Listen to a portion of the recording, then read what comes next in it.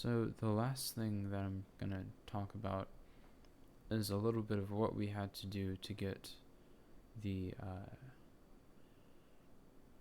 Double2 robot functions accessible from the Swift programming language, because the functions are part of a precompiled binary library for an Objective-C program.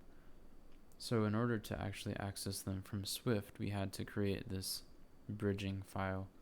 And inside of the bridging file, it's pretty simple. We just import this. We import the SDK header.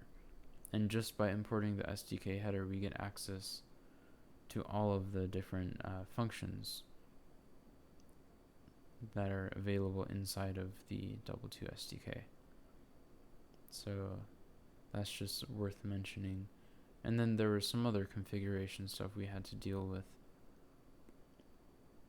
but it's not really that important.